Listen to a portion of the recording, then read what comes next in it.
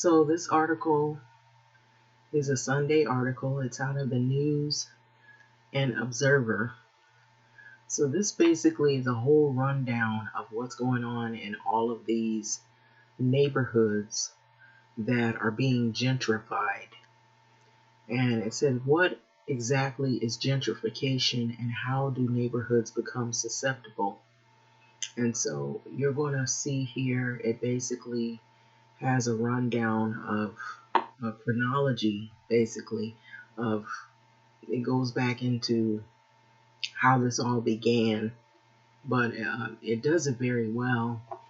And this is this article is by Brooke Kane, and so I thought that this was really a good article, especially for maybe younger people who don't understand what's going on and they know something's happening, but they don't quite know how this began, and they're wondering, why is this happening and how did it all start? And this pretty much lays out everything in a good fashion where it's not like you're reading a huge book. But books may have a lot more content in there. And but if you want to know quickly how this is beginning, we take this as an example here. You have looks like you see a house here that's been here for a while to the left, and then to the right you see a house that looks like it's being renovated, and they're getting ready to sell it. But not many people are going to be able to partake in this. And so this article pretty much explains what's been going on in all of the cities here in the U.S. So it's happening in the cities across the country. So it's not just in one neighborhood. And so a lot of LA residents have noticed it. I've noticed a lot of New Yorker people have noticed it. People in Atlanta, people in Chicago have noticed areas, Detroit. It's like all of the metropolitan cities, all the cities, all the populous places, neighborhoods where primarily people of color or black people reside are changing at rapid pace. And so it's happening in the cities across the country. White residents and businesses that are moving into traditionally non-white neighborhoods, usually near downtown centers, changing those communities at their core. So since 2000, according to 2019 New York Times reports on gentrification, the phenomenon is affecting about 1 in 6 predominantly African American census tracts in the U.S. So it has become particularly prevalent in recent years. And take this one place, for example, Raleigh and Durham. So a new report in the News and Observer uses one block of one downtown Raleigh neighborhood, the 1500 block of East Jones Street in College Park, to show the effects of gentrification that are happening there. And so here's a closer look at gentrification and the historical factors that have made many neighborhoods susceptible to this. And so what is gentrification or gentrification? So it is termed as the Urban Displacement Project, which has been in the works for many years, maybe even a decade or two. So this is basically a blueprint of what they were about to do.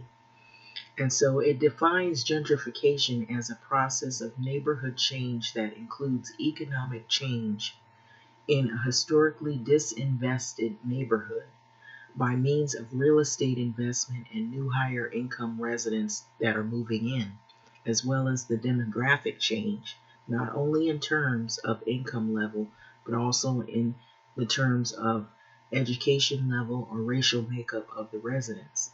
So in other words, gentrification is what happens when wealthier and usually white people and businesses move into a lower income neighborhood, making improvements, but also making it too expensive for longtime residents and businesses to stay.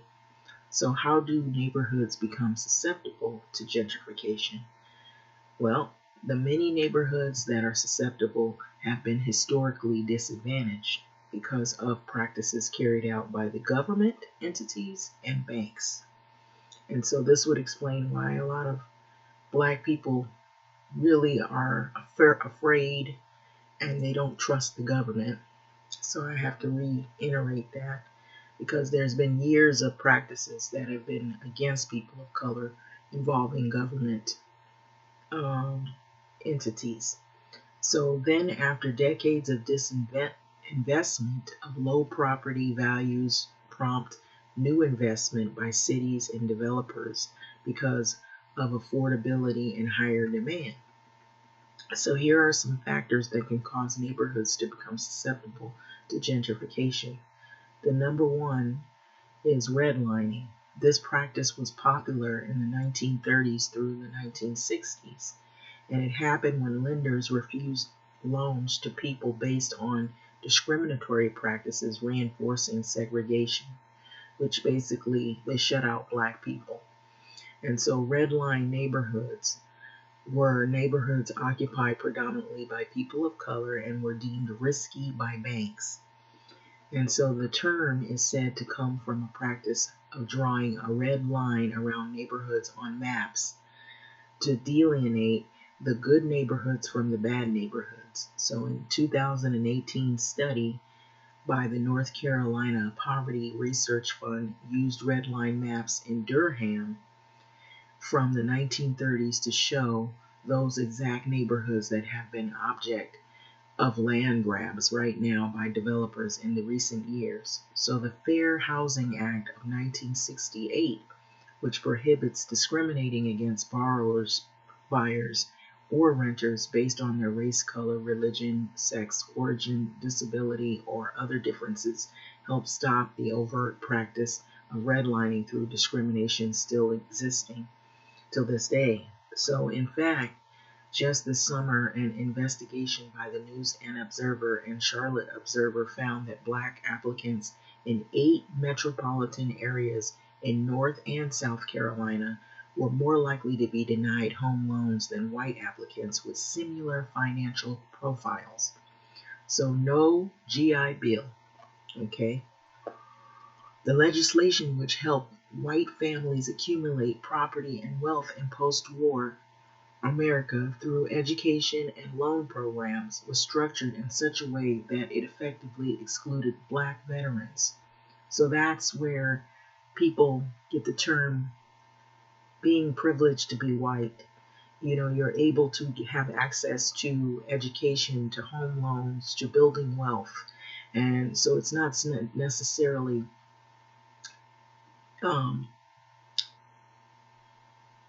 the individual per se, it's more the fact that you're white and this is the dominant class that is held to the higher standard in terms of the Western belief. And so this is the group that is most favored, and so they're allowed to get home loans, homes, so that they can have their families there and build wealth, and they have the option of going to the better schools and also having a better life. And so these opportunities were cut off from black families, and this was back in the time of the post-war America. And so, for example, even though that the Veterans Administration co-signed low-interest mortgages for veterans, the banks continued to keep black families out of American suburbs. So black people couldn't even live in suburbs when this was going on because that wasn't the favored communities for white people at the time. So in fact, the disparities in the GI Bill's implementation helped fuel huge gaps in education and wealth between white families and black families in America. And so white flight took place, And so this is where there was a shift.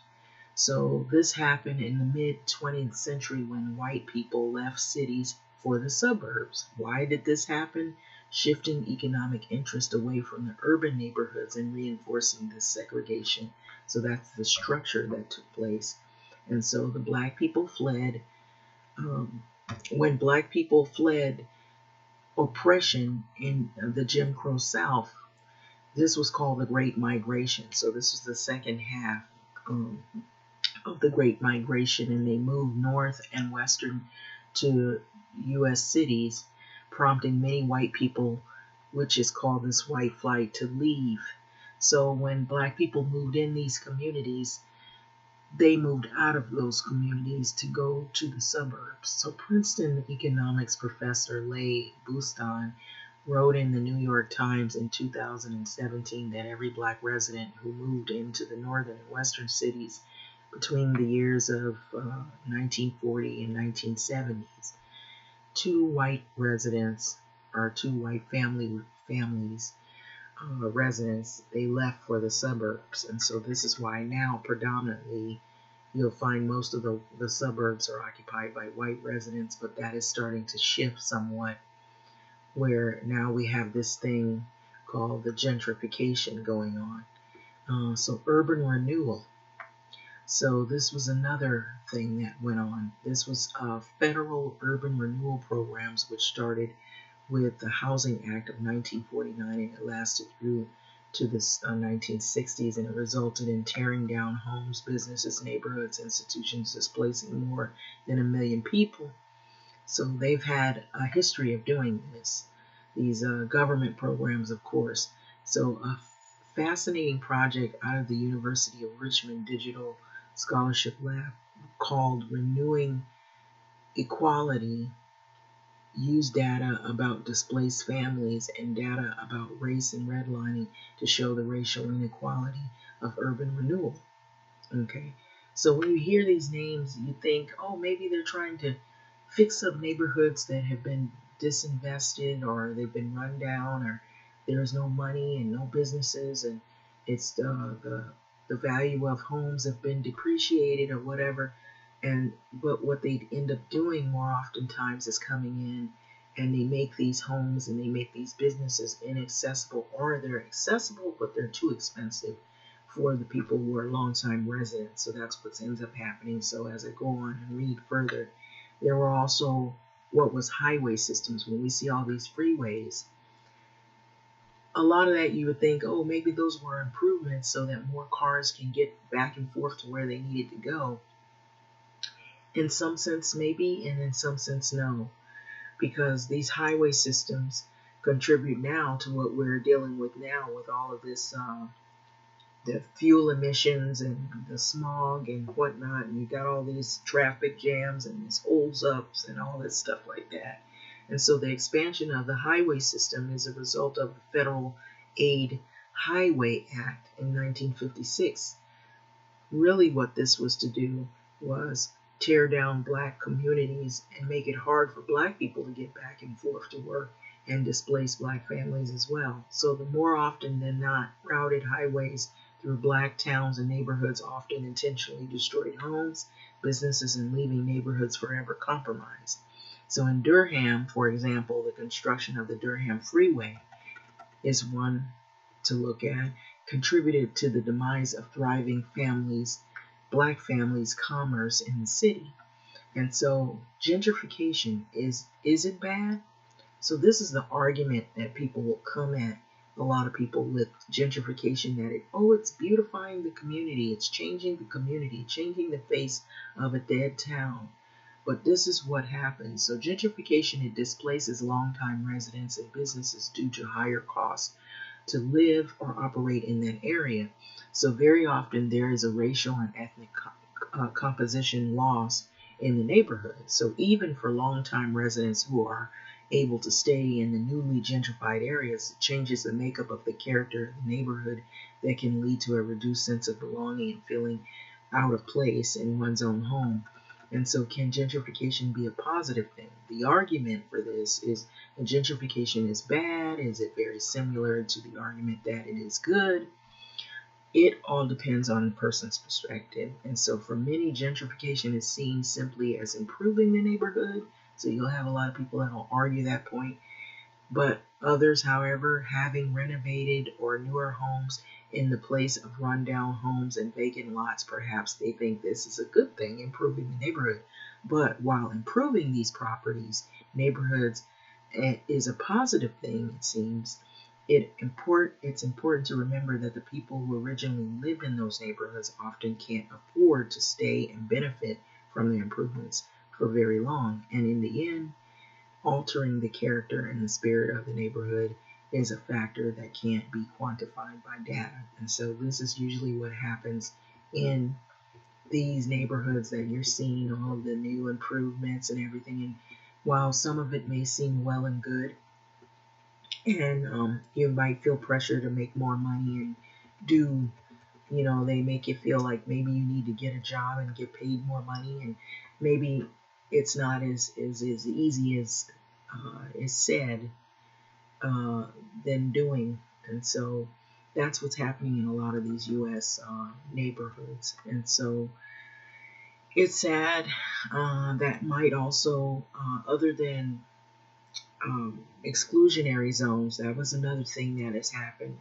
Exclusionary zones, so I'm adding some more information in this. There's exclusionary zones. I know in some states, I know the state of California, the governor is trying to do away with some of that, but right now there's a fight. He's being blocked from doing away with exclusionary zones. That was something that was also to keep out black people, basically, and people of color, people of maybe lower socioeconomic status in neighborhoods.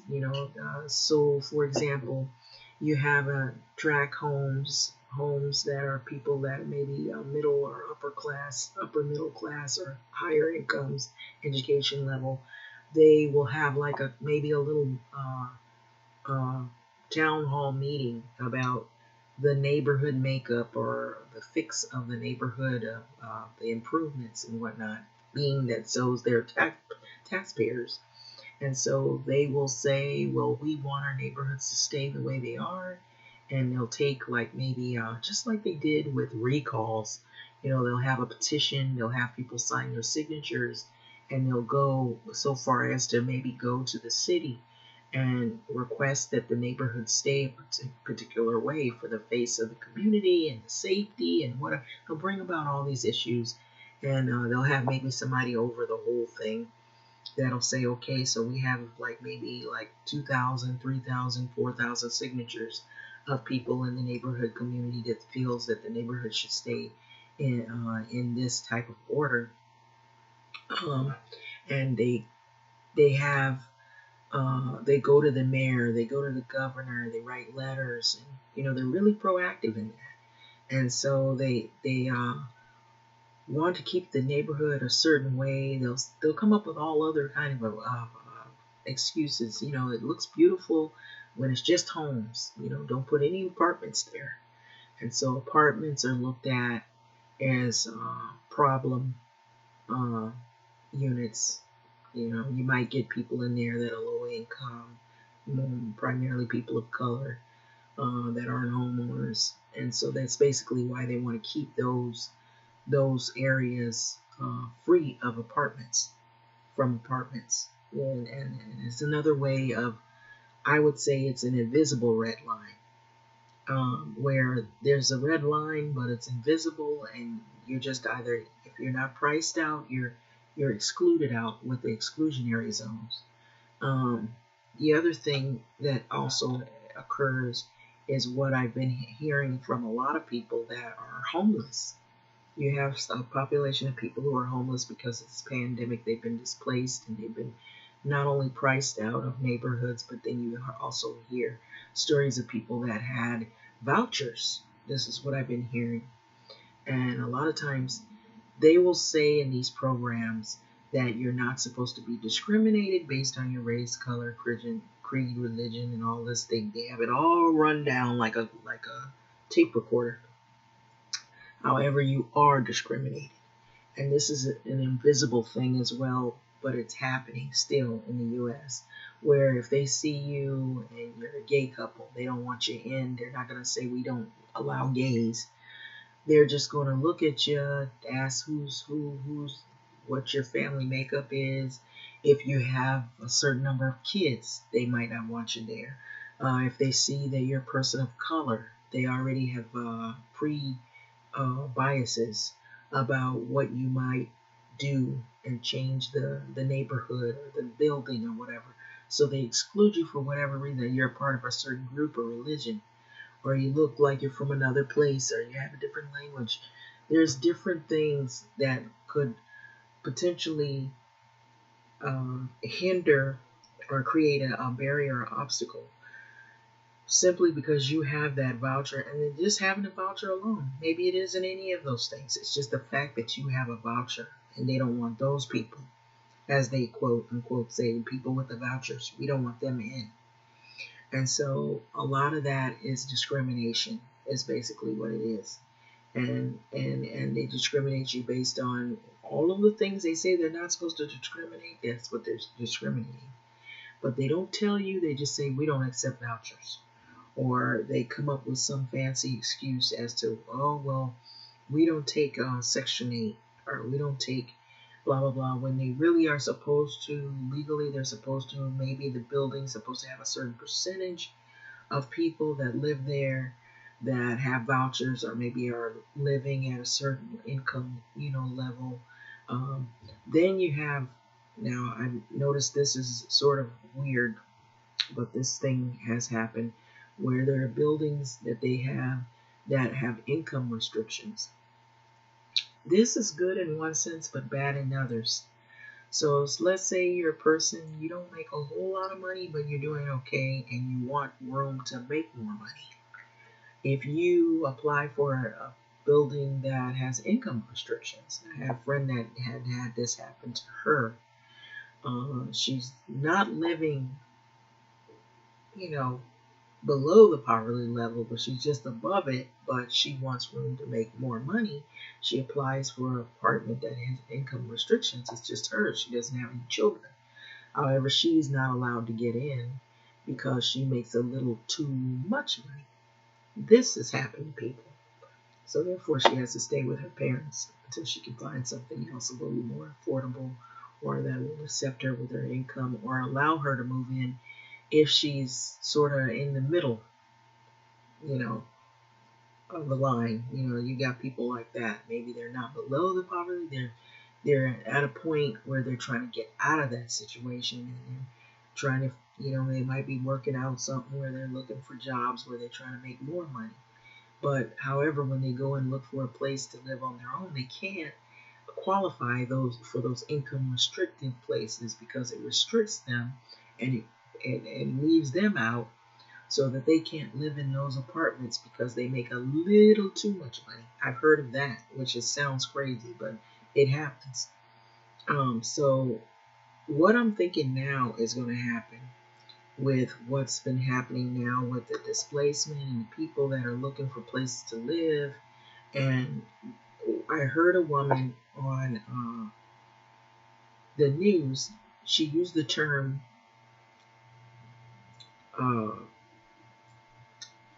apartment refugee. I believe that's how she coined it.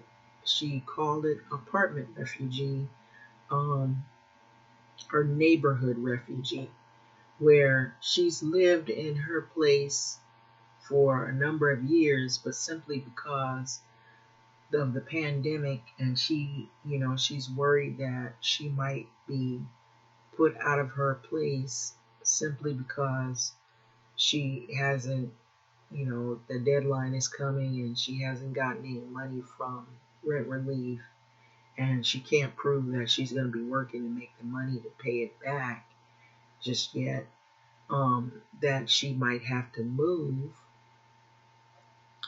And she says that she might have to move further out to something more affordable, because these landlords, what they've been doing because of this pandemic, the moratorium took like a year or so before they lifted it. And so what these landlords collectively, I believe, and real estate agents, all of them, are going to try to make more money by increasing the prices of the homes, which that's what's happening now. I'm hearing that some people can't even buy homes now because it's so expensive. People who once had homes and sold their homes thinking they could buy another home can't even buy homes. I've heard of those crazy stories where they sold their home thinking, this is a seller's market and all of this. And then when they went to go be a buyer, they couldn't find themselves priced out. A lot of the landlords in the rental units that own those rental units, they were waiting so long to get these monies from tenants. I've heard some crazy stories. I've heard of landlords threatening tenants,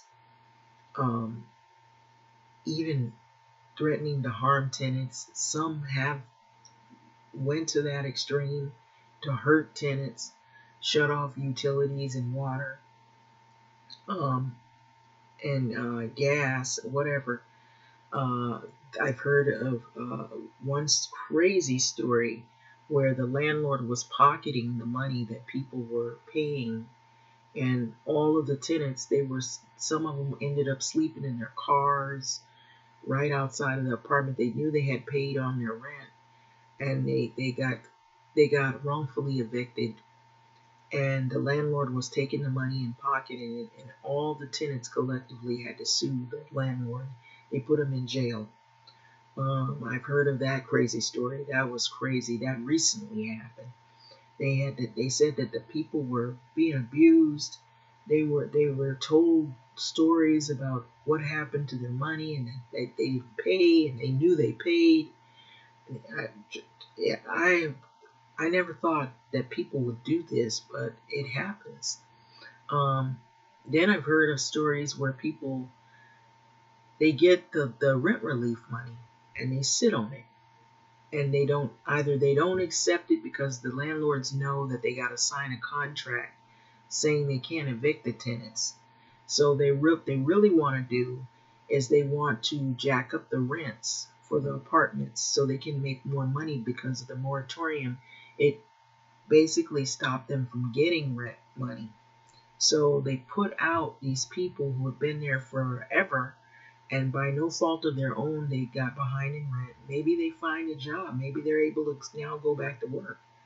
But however, if you can't show that or prove that that's what you're going to do, and you don't sign a declaration, let's say you're somebody in limbo, you're waiting on this rent relief, and they take the money and they sit on it, and it's federal money, so that should be a crime that the landlords are doing that they're sitting on federal money, and that federal money is supposed to be used for that tenant.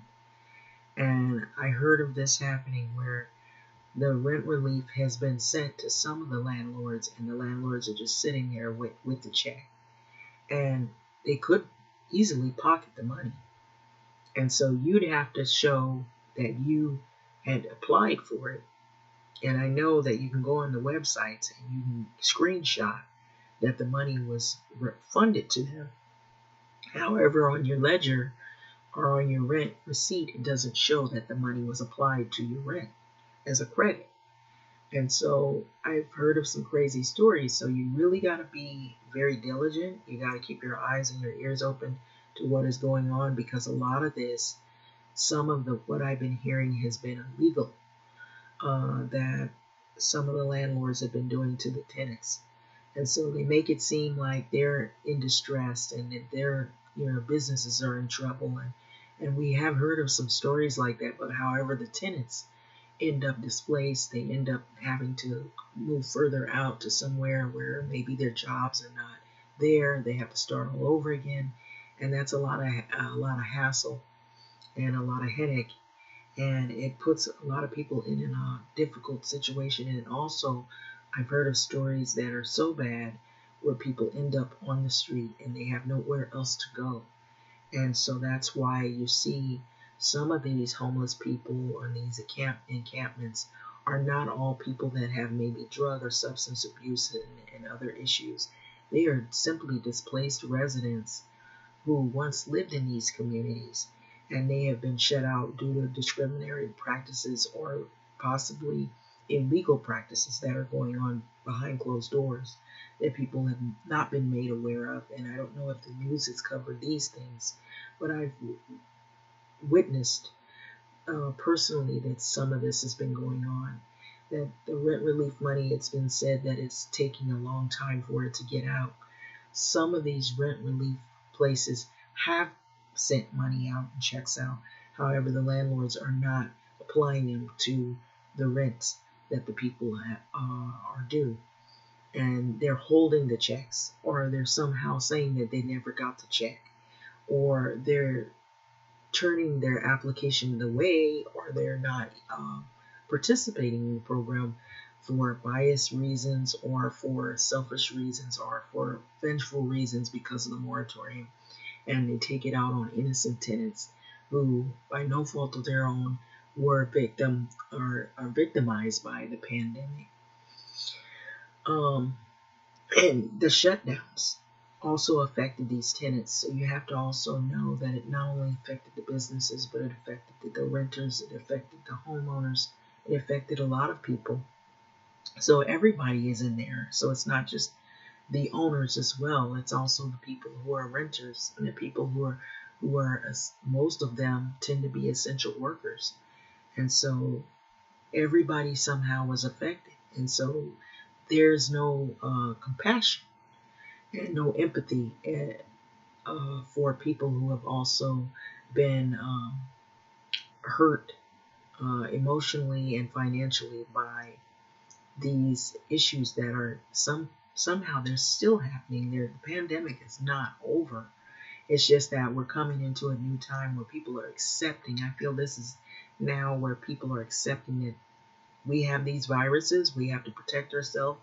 People have a stand on what side of the fence they're on. Either they for wearing masks, or they're against wearing masks, or they're going to take a risk, or they're not going to take a risk, or they're going to get a shot and not get a shot. We know, we've heard all of those things.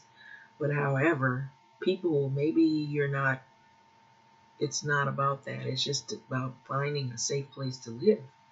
And so that is what it boils down to. So I thought this was a good article to use as talking about what has happened so far now, where you have a lot of people who are looking for places, or they're in the process of looking for places, or they're nervous about getting displaced, or maybe they are about to go back to work, or they just went back to work, and so now they got to play catch up.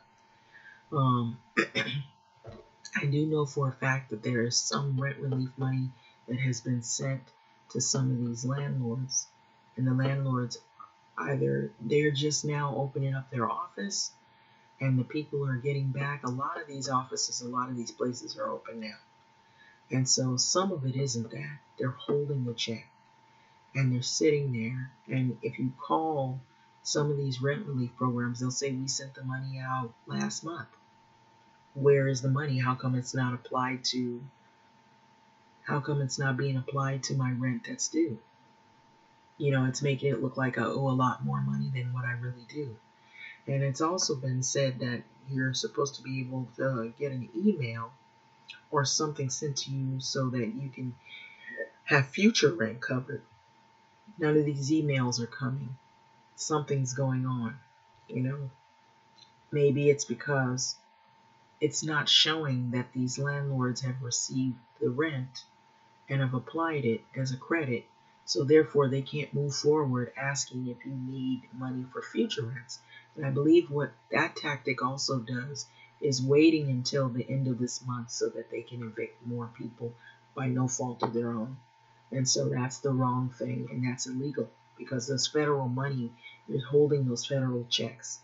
And so somebody needs to answer to this because that is illegal for these landlords to do that. And then whoever these are, people are doing this.